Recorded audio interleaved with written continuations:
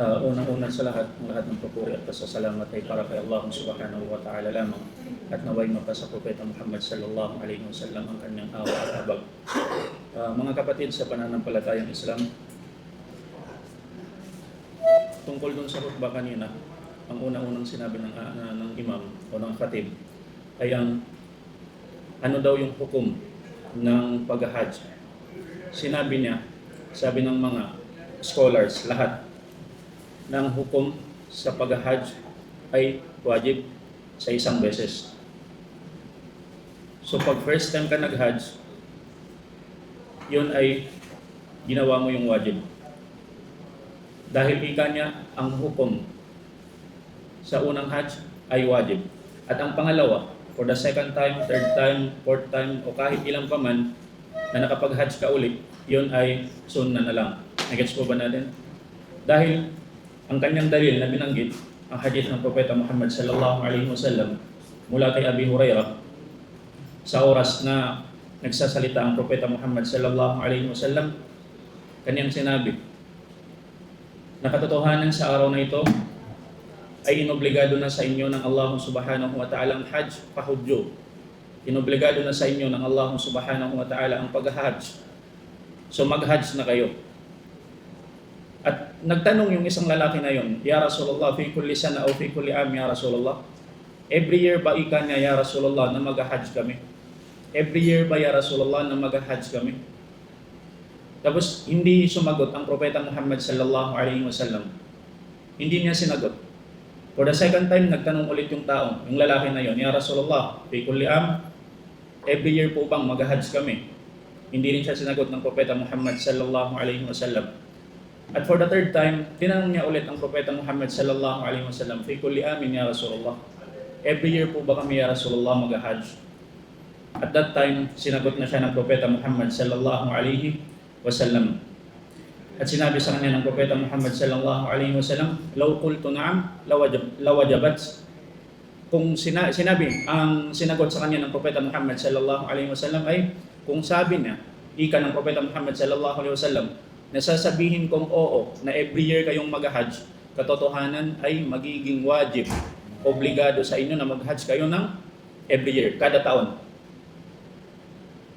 So ang point ng Propeta Muhammad sallallahu alaihi wasallam ay isang beses lang. Kasi sabi niya, law qultu na'am lawajabat lamastata'tum.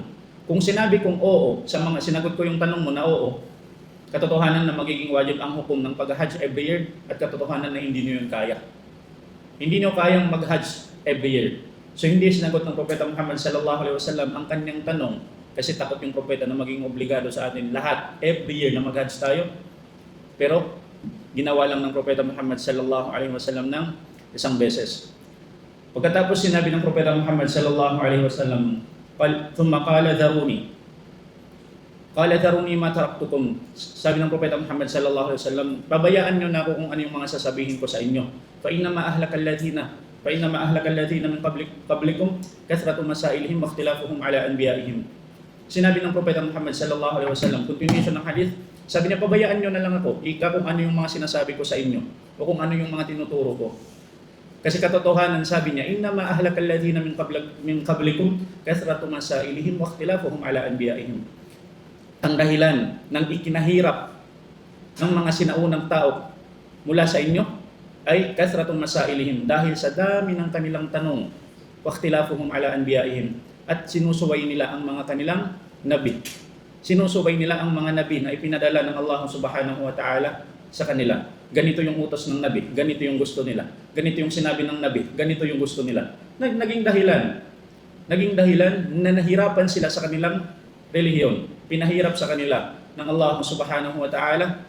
Sa hadith na ito, mga kapatid, sa pananampalatayang Islam, akramakumullah, may mga bagay na makukuha tayo. Unang-una sa lahat, al-hajj, fariyabatun. Katotohanan na ang pag-hajj ay wajib. Yun na yung hadith ng Propeta, yung una niyang sinabi. Katotohanan ng hajj, sabi niya ay, Ayyuhan nas, qad furida alaykumul hajj fahujju. Katotohanan na wajib na sa inyo ang pag-hajj kayo. Yun yung unang makukuha natin sa hadith na ito. Aral sa hadith na ito ay ang sinabi ng Propeta Muhammad sallallahu alaihi wasallam na katotohanan ng hajj ay wajib. Ang pangalawa ay as-sukutun nabawi. Al-ijabat ar-rajul mubasharatan kana ta'liman wa tadbiran. Ang hindi pagsagot ng Propeta Muhammad sallallahu alaihi wasallam sa isang lalaki ay isa yun sa mga pagtuturo sa atin ng Propeta Muhammad sallallahu alaihi wasallam. Dahil alam natin ang Propeta Muhammad sallallahu alaihi wasallam ay maraming paraan ng kanyang pagtuturo. Hindi lang sa pagsasalita. Sa mga gawain ng Propeta Muhammad sallallahu alaihi wasallam, yun ay turo din sa atin ng Propeta Muhammad sallallahu alaihi wasallam. At ang pangatlo na makukuha nating aral sa hadith na ito ay ang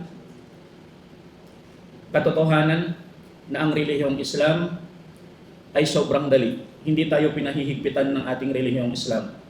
Maliban na lang sa mga oras na paparamihin na natin ang ating tanong at hindi na natin susundin kung ano yung utos ng Allah at utos ng Propeta Muhammad sallallahu alaihi wasallam. Klaro po ba? Yun yung first point na sa khutbah kanina. Ang second is al-hajj bighayri tasrih. Ang pag-hajj nang walang permit. Ngayon, so in short, bawal, hindi pwede. Ang mag-hajj nang walang permit, haram, hindi siya pwede. Katotohanan na wala ito dati. Pero iba ngayon, kasi ligid sa kalaman nating lahat, alam natin kung gaano karami ang tao. Ang point is, bakit siya naging bawal na pag hindi natin sinunod ay may kasalanan tayo? Huwag niyong isipin na may kasalanan tayo sa Saudi, hindi ganun. Pero may kasalanan tayo sa Allah subhanahu wa ta'ala. Katotohanan na ang mag-hajj ng may tasrih ay utos ng pinuno ng Saudi Arabia. At ang relihiyong Islam ay sinabihan tayo ng Allah subhanahu wa ta'ala, ati'u Allah wa ati'u Rasula wa ulil amri minkum. Sundin ninyo ang utos ng Allah subhanahu wa ta'ala at ang utos ng Propeta Muhammad sallallahu alaihi wasallam at ang utos ng inyong mga pinuno. Maliban na lang kung ang utos nila ng mga pinuno ay magiging dahilan ng ikakagawa natin ng kasalanan sa Allah subhanahu wa ta'ala at sa Propeta Muhammad sallallahu alaihi wasallam, yun ay ipinagbabawal sa atin ng relihiyong Islam sa hadith ng Propeta Muhammad sallallahu alaihi wasallam, la ta'ata li makhluqin fi ma'siyatil khaliq. Wag na wag ninyong susundin ang utos ng mga nilikha kung magiging dahilan yon ng ikagagalit o hindi kaya magiging dahilan ng ikakapagmaksiya natin sa lumikha sa atin. Naintindihan po ba natin? So yun yung dalil natin. So once, hindi rin naman magiging dahilan, tama po ba, na hindi tayo makapag-hajj kasi nga wala tayong permit. At kita na rin natin kahit sa umrah pa lang, ang dami na ng tao ngayon, especially sa Makkah at Medina, sobrang dami ng tao, lalo na sa mga ganitong panahon. So ang pangatlo, kanyang binanggit, ay ang Hajjul Mabrur. Ang Hajj na tinanggap ng Allah subhanahu wa ta'ala. Al-Hajj al-Mabrur, ito yung Hajj na tinanggap ng Allah subhanahu wa ta'ala. Katotohanan na ang lahat ng nag-Hajj sa Baitullahil Haram, may mga hindi tinanggap ang Allah subhanahu wa ta'ala. Bakit nga po ba natin nasasabi ito? Kasi sinabi ng Propeta Muhammad sallallahu alaihi wasallam, Al-Hajjul Mabrur, yung Hajj na tinanggap ng Allah subhanahu wa ta'ala, ay walang ibang ibibigay sa kanya ang Allah subhanahu wa ta'ala maliban na lang ang paraiso. Al-Hajjul Mabrur, laysa lahu jazaa'un illa al-jannah. Ang Hajj na tinanggap ng Allah subhanahu wa ta'ala ay walang ibang katumbas o ibibigay sa kanya ang Allah maliban na lang sa paraiso. Yun yung una. Ang pangalawang point is, man hajja walam yafsuq, walam yafsuq. Sinabi ng Propeta Muhammad sallallahu alaihi wasallam sa kanyang hadith, man hajja walam yafsuq. Sino-sino ang nag-hajj at hindi siya gumawa ng kasamaan, hindi siya nagsalita ng masama, hindi siya gumawa ng masama. Ano nga po ba yung mga salitang masasama? Andito na po lahat, al-qila wal-qal, an-namima, ang sabi ni ganito, sabi ni ganyan, ang namima, ito yung ano, ganito, ang istihza, ang pagbubuli sa isang tao while na nasa hajj ka. So lahat ng salitang masama, hindi lang pagsisinungaling. Ang sabi ni ganito, ang sabi ni ganyan, ganito daw, ganito, ganyan. Yun ay mga pinagbawal ng Propeta Muhammad sallallahu alaihi wasallam at ang mga gawaing masasama. So lahat ng masasamang alam natin na gawain, yun ay hindi pwedeng gawin, especially pag ikaw ay nag-hajj. Sinabi ng Propeta Muhammad sallallahu alaihi wasallam, yun yung sinabi niya, man hajja walam yafsuq walam yarfuth raja'a kayawmin waladat ummuhu. Hindi siya nakagawa ng kasalanan while sa ihram, sa pag-hajj siya, uuwi siya sa kanyang bansa, sa kanyang bahay, kayawmin kawaladat ummuhu. Uuwi siya ng kanyang bahay, kanyang bansa, na parang kakapanganak pa lang sa kanya ng nanay niya. So Hajj Mabrur, mawawala yung lahat ng kasalanan ng tao. Buburahin ng Allah subhanahu wa ta'ala ang lahat ng kasalanan ng taong tinanggap ng Allah subhanahu wa ta'ala ang kanyang pag-hajj. Naintindihan po ba natin?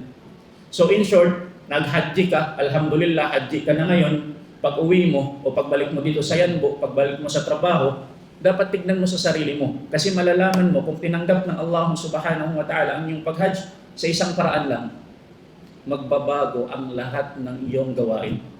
Kung ikaw ay hindi nagsasala, sa oras na nakapag-hajj ka, pagbalik mo, nagsala ka na, alhamdulillah, masya-Allah, alamat, palatandaan na tinanggap ng Allah subhanahu wa ta'ala ang ating pag-hajj.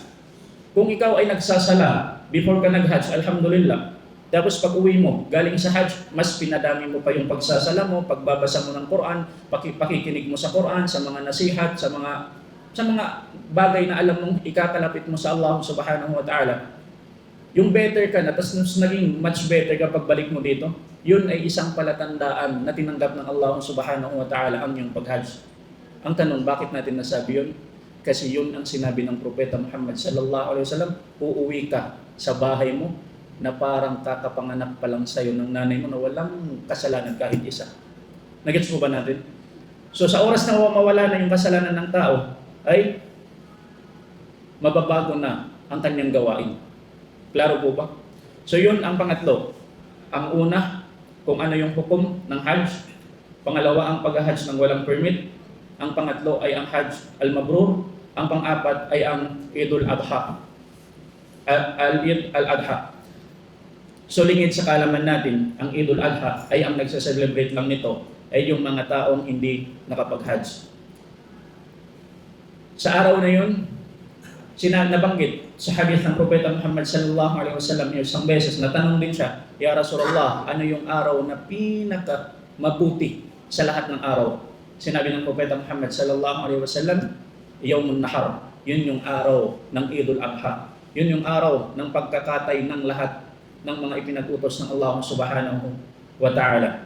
Ang panglima ay ang pagpapasting ng Yawmul Arafah sa mga taong hindi nakapag-hajj.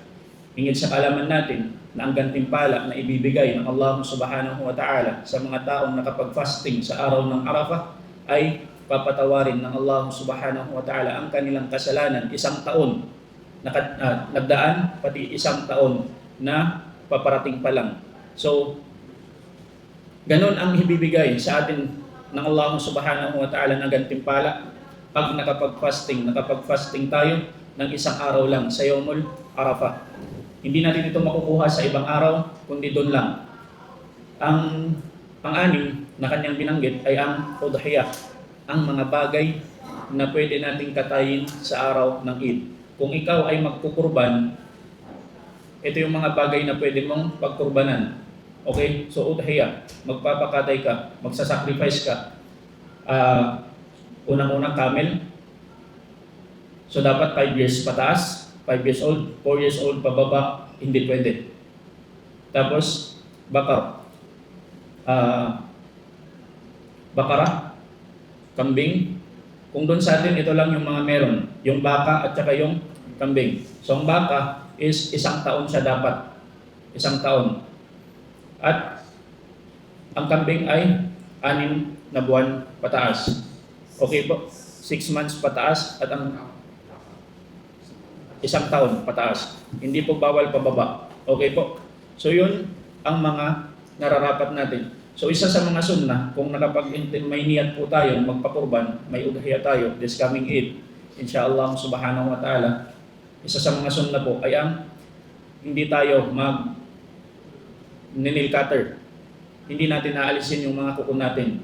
Kasi sabi ng mga ibang ulama, ang mga ito, ang mga lahat ng ano sa atin ngayon, sa araw ng pag-Eid, sa araw ng pagkurban natin, ay sasaksi sila sa araw ng paghuhukom na tayo ay nag-sacrifice for the sake of Allah subhanahu wa ta'ala.